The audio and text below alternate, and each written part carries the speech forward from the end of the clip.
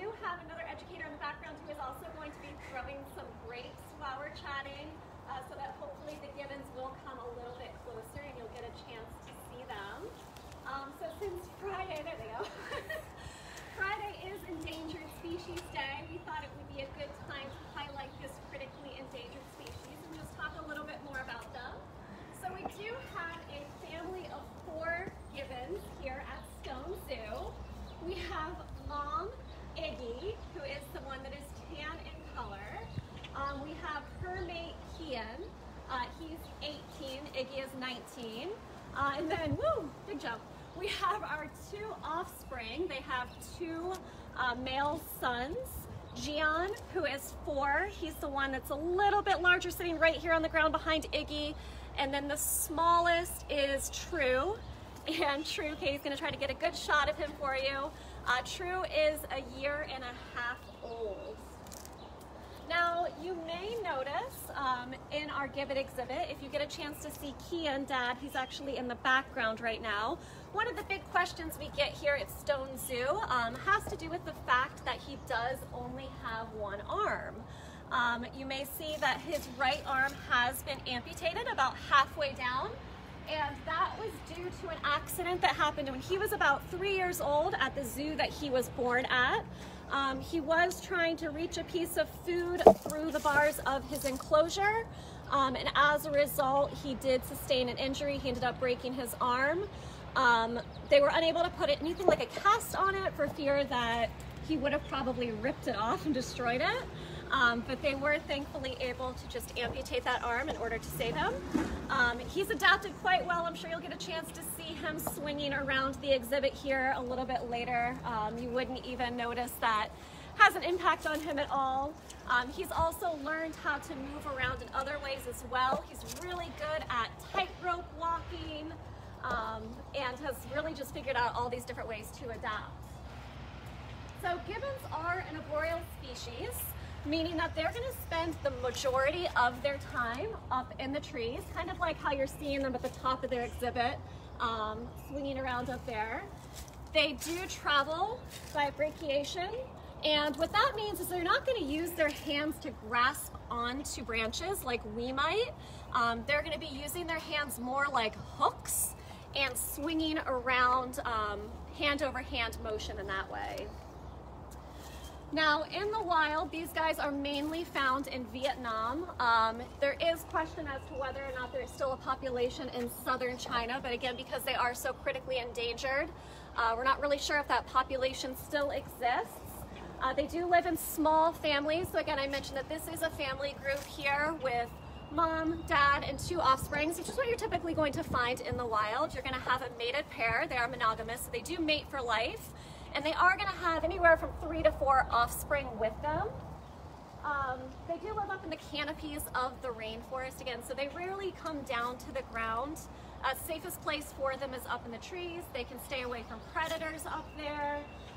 They can forage for food. They do spend a good part of their day doing grooming behaviors, looking for food, playing with each other, especially the offspring, especially if you've come here to Stone Zoo and you've seen True and Gian wrestling and playing around on the ground. That's sort of just typical brotherly behavior. Our gibbons do spend a little bit more time on the ground than gibbons in the wild might typically spend. And again, that's just because we don't have any predators here at Stone Zoo that they have to worry about. A lot of times keepers will scatter a lot of their food around the exhibit, so they have some fun foraging for that food. You'll see some enrichment throughout the exhibit. I know in some of our other Zoo to You chats, we've talked a lot about enrichment and why it's important. So perfect, right on cue. So there's baby True demonstrating some of that enrichment. It looks like he has a mirror right there that he was playing with. So they will come down to interact with things like that. Like I said, we are throwing them some grapes right now. Grapes are a favorite treat of theirs here. Here at the zoo, they get lots of fruits and veggies, things like grapes and bananas. They get some leaf eater biscuits, some sweet potato. In the wild, their diet is going to consist mostly of fruit. They're also going to be eating things like leaves and flowers and even insects, and sometimes even small birds from time to time. They are really important to their ecosystem because they do eat so much fruit. They're really important that they're in the fact that they're seed dispersers. So either the seeds from the fruit as they're eating it, as they fall to the ground, or even as they're using the bathroom. So they are dispersing seeds in that way. So they do play a really, really important role. One of their behaviors they do throughout the day is, big jump, are a lot of vocalizations. So you may even hear them squeaking a little bit right now. It's kind of hard to hear. That is one of the main ways that they communicate with each other. If you've ever come to Stone Zoo early in the morning, you may have even heard Iggy and Kian starting off what almost sounds like a song or a call. And that's the way that they're going to signal to other gibbons in the area that this is their territory. So hopefully there's no other gibbons in Stoneham that are going to start responding to them. But they're letting all of the other gibbons know that this is their home. And that call can actually be heard up to a mile or two away, believe it or not. So even if you've been in the surrounding neighborhood of the zoo, you might have been able to hear that morning call that they do. So you might also notice that we have two different colored gibbons in here. So we have Iggy, again, that's the mom, she's tan. Katie's gonna give you a good shot of her right there. And then you'll notice that the other three in the exhibit are actually black in color.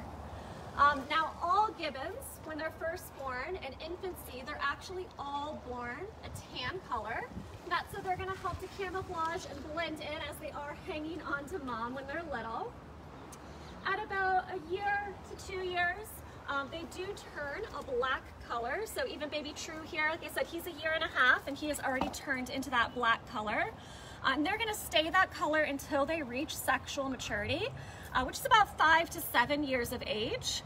And at that point, if they are males, they'll stay black in color.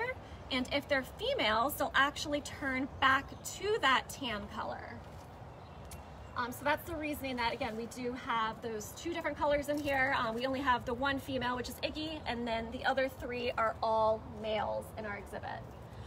Now gibbons, a lot of times because you do see them swinging around a lot, people misidentify them and think of them as being monkeys. But in fact, gibbons are not monkeys. They are classified as apes. And the quickest and easiest way, one of the easiest ways to tell that, is by looking at their body and noticing that if they have a tail or not. So you'll notice that our gibbons do not have tails, which means that they are apes and not monkeys.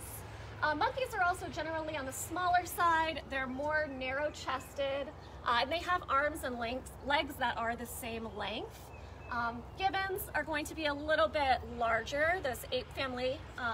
They're going to have a little bit of a broader chest, and you'll notice that their arms are much longer than their legs are.